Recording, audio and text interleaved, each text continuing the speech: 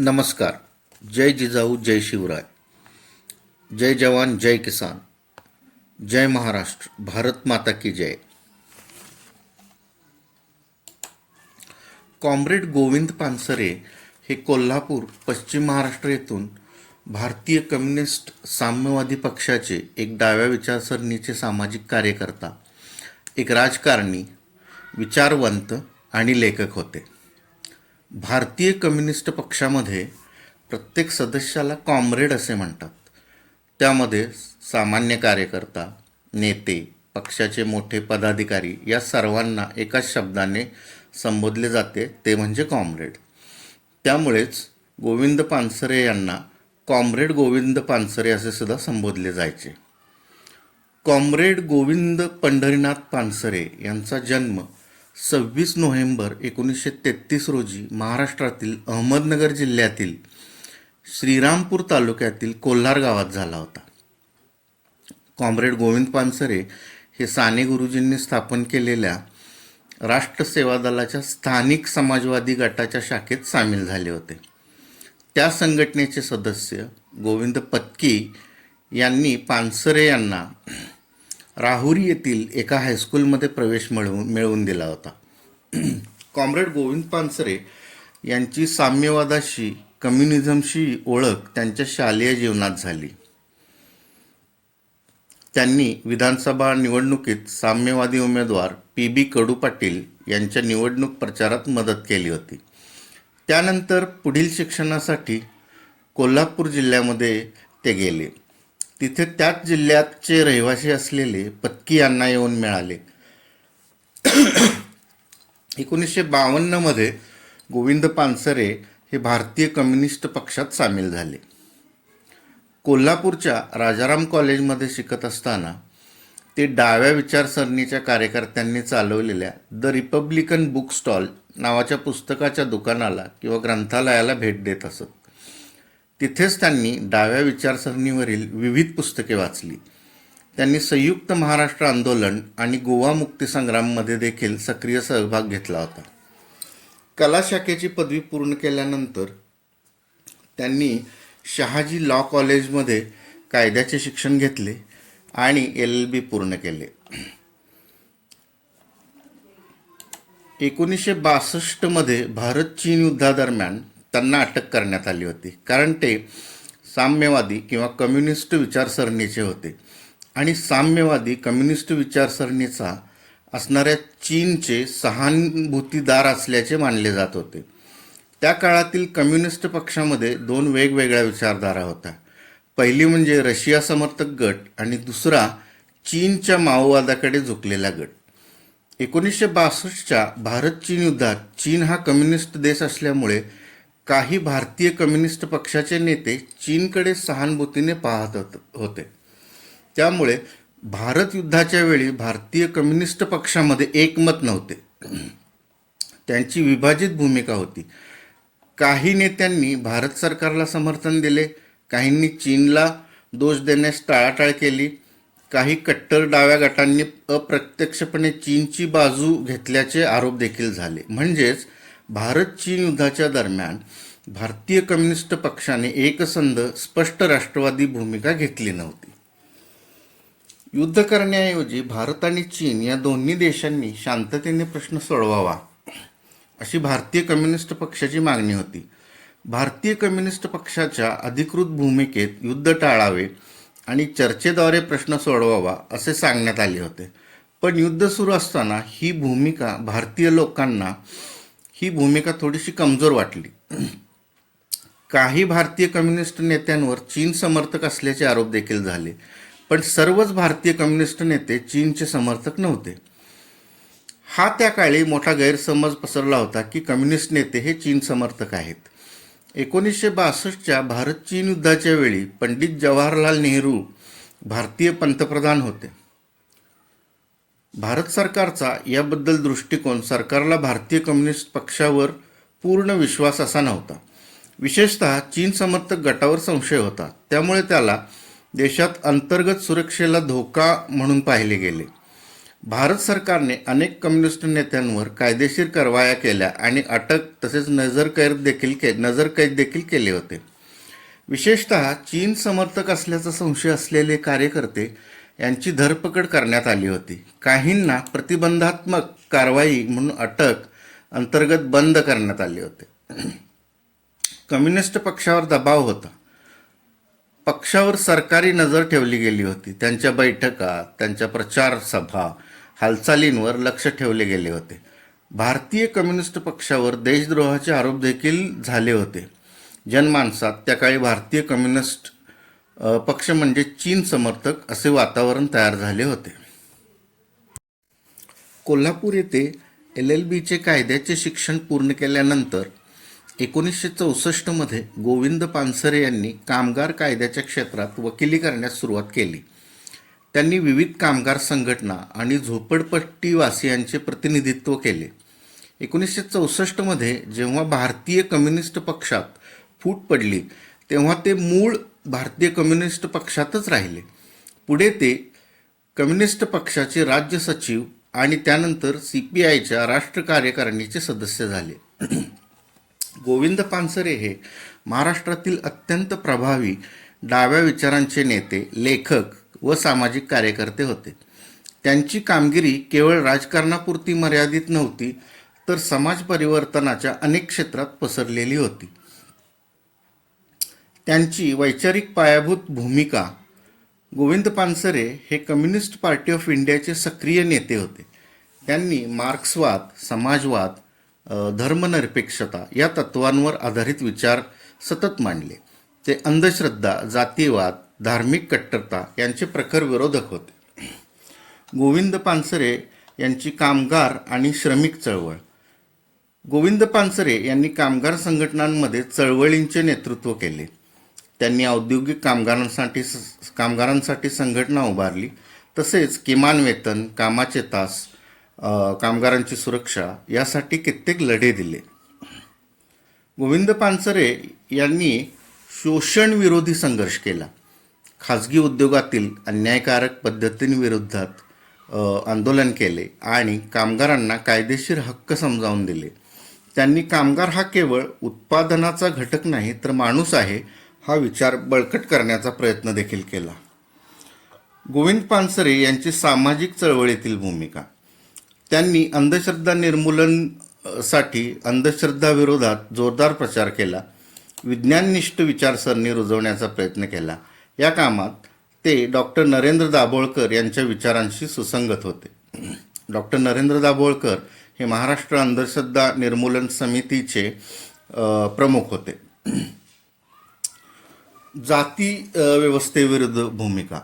गोविंद पानसरे हे जातीभेद, अस्पृश्यता या विरोधात उघडपणे बोलले आणि त्यांनी सामाजिक समतेचा प्रचंड प्रचार केला. स्त्री पुरुष समानता. गोविंद पानसरे यांनी महिलांच्या हक्कांचे समर्थन केले आणि पितृसत्ताक व्यवस्थेवर जोरदार टीका केली. राजकीय कामगिरी करत असताना गोविंद पानसरे यांनी भारतीय कम्युनिस्ट पक्षामध्ये नेतृत्व केले. महाराष्ट्रात भारतीय कम्युनिस्ट पक्षाचे प्रमुख नेते म्हणून त्यांनी काम पाहिले आणि पक्षाची संघटना वाढवली. त्यांचा लोकांशी थेट संपर्क असायचा. ते जनतेतील नेता म्हणून ओळखले जात होते. सभांमधून, भाषणामधून ते लोकजागृती करत असत. इतर लेखन करत असताना गोविंद पानसरे यांनी इतिहास, समाज, अर्थव्यवस्था यावर लेख लिहिले. अगदी सर्वसामान्यांना समजेल अशा भाषेत त्यांनी सर्व लेखन केले आहे. त्यांनी टोल नाका विरोधी आंदोलन देखील केले. लोकांवर आर्थिक भार टाकणाऱ्या महामार्ग टोल विरोधात मोठा लढा उभारला आणि सामान्य लोकांकडून अन्यायकारक वसुली कर केली जाऊ नये असा मुद्दा उचलून धरत सरकारला विरोध केला. त्यांनी नेहमी कायदेशीर आणि लोकशाही मार्गाचा वापर करत आंदोलन, जनजागृती या मार्गाने कायदेशीर लढे उभा केले. हिंसात्मक मार्ग टाळून लोकशाही पद्धती त्यांनी नेहमी वापरल्या. गोविंद पानसरे हे फक्त एक राजकारणी नव्हते, तर एक विचारवंत समाजसुधारक लोकनेते होते. त्यांची कामगिरी म्हणजे सामाजिक न्याय, समानता आणि वैज्ञानिक विचार यासाठीचा सातत्यपूर्ण केला गेलेला संघर्ष होता. पानसरे एक उत्कृष्ट संघटन चालवत असत की जी आंतरजातीय विवाहांना प्रोत्साहन देत असे. त्यांनी अंधश्रद्धा विरुद्ध काम करत असताना पुत्रकामेष्टी यज्ञाला विरोध केला होता. हा एक हिंदू विधी आहे की ज्यामुळे कथितरित्या मुलगा किंवा पुत्रप्राप्ती होत असल्याचा समज समाजामध्ये आहे. त्यांनी टोल नाक्यांचा नेहमीच निषेध केला. तसेच त्यांनी राष्ट्रपिता महात्मा गांधीजींची हत्या करणाऱ्या नथुराम गोडसेच्या गौरवीकरणावरही टीका केली होती. अंधश्रद्धा विरोधी कार्यकर्ते आणि अंधश्रद्धा निर्मूलन समितीचे प्रमुख डॉक्टर नरेंद्र दाभोळकर यांच्या हत्येनंतर पानसरे यांनी महाराष्ट्र अंधश्रद्धा निर्मूलन समितीच्या सदस्यांना डॉक्टरांचे कार्य पुढे चालू ठेवण्याचे आवाहन देखील केले होते. गोविंद पानसरे यांच्या कुटुंबाचे सदस्य म्हणजे त्यांना 3 मुले होती. त्यांचा मुलगा अविनाश हे एक पेशाने वकील होते आणि डाव्या विचारसरणीच्या राजकारणातही अविनाश सक्रिय होते, पण त्यांचे अकाली निधन झाले. गोविंद पानसरे यांना स्मिता आणि मेघा नावाच्या 2 मुली आहेत. तसेच त्यांची सून कोल्हापूर येथील शिवाजी विद्यापीठात प्राध्यापिका आहे. त्या भारतीय कम्युनिस्ट पक्षाच्या कार्यकर्त्या असून national federation of India women कोल्हापूरच्या जिल्हा अध्यक्षपदी आहेत. गोविंद पानसरे हे एक बुद्धिवादी सामाजिक नेते होते. गोविंद पानसरे यांचे साहित्यिक आणि वैचारिक योगदान. गोविंद पानसरे यांनी एकूण 21 पुस्तके लिहिली आहेत. त्यापैकी बहुतेक सामाजिक तसेच धार्मिक गैर किंवा चुकीच्या प्रथांवरील भाष्य किंवा प्रत्युत्तर टीका आहेत. त्यांचे पहिले पुस्तक शिवाजी कोण होता हे त्यांचे सर्वात उल्लेखनीय पुस्तक मानले जाते. शिवाजी कोण होता हे उल्लेखनीय पुस्तक त्यांनी 1987 सालच्या मेमध्ये दिलेल्या भाषणावर आधारित होते. हे हिंदुत्ववादी संघटना आणि इतर उजव्या विचारसरणीच्या संघटनांच्या विचारधारेला दिलेले कणखर प्रत्युत्तर होते. त्यांच्यासाठी राजे शिवाजी हे महान आदर्श आहेत. पानसरे यांनी त्यांच्या पुस्तकात म्हटले आहे की शिवाजी प्रत्यक्षात एक धर्मनिरपेक्ष राजे होते की ज्यांनी मुस्लिमांना आपल्या सैन्यात मोठ्या विश्वासाने महत्त्वाचे स्थान दिले होते आणि मुस्लिमांच्या नियुक्त्या देखील केल्या होत्या. त्यांनी असेही निदर्शनास आणून दिले होते की शिवाजीराजांनी नेहमीच स्त्रियांचा आदर केला, गुलामगिरी नाहीशी केली. या पुस्तकाचे हिंदी, इंग्रजी, तमिळ, कन्नड, मल्याळम, उर्दू आणि गुजरातीसहित इतर अनेक भाषांमध्ये भाषांतरण झालेले आहे. 1988 मध्ये पहिल्या आवृत्तीपासून या पुस्तकाच्या एकूण 38 आवृत्त्या निघाल्या असून प्रत्येक आवृत्तीच्या साधारणपणे 3000 ते 5000 प्रती काढण्यात आले आहेत. ते एक अतिशय प्रसिद्ध असे पुस्तक आहे. दुसरे पुस्तक पानसरे यांचे नावाजलेले पुस्तक म्हणजे धर्म, जात, वर्ग आणि परिवर्तनाच्या दिशा. त्यामध्ये त्यांनी भारतीय समाजरचनेचे विश्लेषण केले. तसेच जात आणि वर्ग संघर्ष यावर देखील भाष्य केले. त्यांचे तिसरे महत्त्वाचे पुस्तक म्हणजे मार्क्सवादाची तोंड ओळख. यामध्ये पानसरे यांनी मार्क्सवाद अगदी सोप्या भाषेत मांडला. तसेच वर्ग संघर्ष आणि भांडवलशाहीवर देखील विचार मांडले. चौथे पुस्तक जे त्यांचे आहे ते आहे मुस्लिमांचे लाड. यामध्ये सांप्रदायिक राजकारणाचे विश्लेषण त्यांनी केले आणि त्यामध्ये मिथक आणि वास्तव हे मांडले. पाचवे पुस्तक त्यांचे आहे ते म्हणजे राजर्षी शाहू, वसा आणि वारसा. यामध्ये त्यांनी शाहू महाराजांचे सामाजिक कार्य तसेच त्यांनी आरक्षण आणि सामान्य विद्यार्थ्यांच्या शिक्षणासाठी केलेले प्रयत्नांची मांडणी केलेली आहे. 6वे पुस्तक आहे कलम 370ची कुळकथा. काश्मीर प्रश्नावर आधारित असलेल्या या पुस्तकामध्ये घटनात्मक विश्लेषण त्यांनी केले. तसेच 7वे पुस्तक महाराष्ट्राची आर्थिक पाहणी, पर्यायी दृष्टिकोन. त्यानंतर 8वे पुस्तक द्विवर्ण शिक्षण व्यवस्था. नववे वैचारिक राजकीय तत्वज्ञान हा लेखसंग्रह लिहिला. तर साधारणपणे गोविंद पानसरे यांची 21 पुस्तके आहेत की ज्यामध्ये वास्तविक पुस्तकं आहेत, त्यांच्या भाषणांचे संग्रह आहेत, तसेच त्यांनी जे विविध लेख लिहिले ते लेख देखील संग्रहित करून पुस्तकं त्याची बनवण्यात आली आहेत की ज्यामुळे सामान्य वाचकांना ती वाचण्यासाठी उपलब्ध व्हावीत. त्यातल्या बऱ्याच पुस्तकांच्या विविध आवृत्त्या, पुनर्प्रकाशन तसेच विस्तारित लेखनसुद्धा प्रसारित झालेले आहे.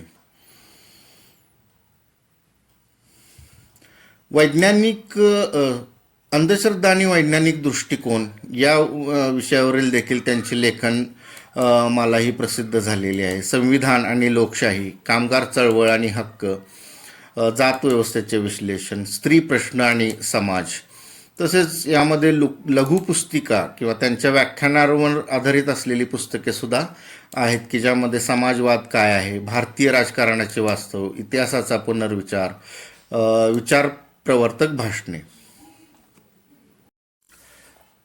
16 फेब्रुवारी 2015 रोजी कोल्हापूर येथे सकाळी 9:25 कॉम्रेड गोविंद पानसरे आणि त्यांच्या पत्नी हे त्यांच्या राहत्या सोसायटीमधून सकाळचा फेरफटका मारून परत येत होते, तेव्हा मोटारसायकलवरील 2 व्यक्तींनी त्यांच्या घराबाहेर अगदी जवळून त्यांच्यावर 5 गोळ्या झाडल्या. पानसरे यांच्या मानेला आणि छातीला गोळ्या लागून ते गंभीर जखमी झाले आणि त्यांच्या पत्नीच्या डोक्याला देखील जखम झाली. त्या दोघांना त्यांच्या सुनेने आणि नातवांनी ॲस्टर आधार रुग्णालयात नेले. शस्त्रक्रियेनंतर दोघांच्या प्रकृतीत सुधारणा झाल्याचे सांगण्यात आले होते, परंतु त्यांची प्रकृती ही चिंताजनकच होती. त्यांच्या पत्नी त्याच दिवशी शुद्धीवर आल्या, पण गोविंद पानसरे हे कोमामध्येच राहिले. ते 17 फेब्रुवारीला शुद्धीवर आले. 20 फेब्रुवारी 2015 रोजी त्यांना विमानाने ब्रीच कँडी रुग्णालयात नेण्यात आले. त्याच दिवशी ब्रीच कँडी रुग्णालयात उपचारादरम्यान कॉम्रेड गोविंद पानसरे यांचे निधन झाले. पानसरे यांचा अंत्यसंस्कार 21 फेब्रुवारी रोजी पार पडला.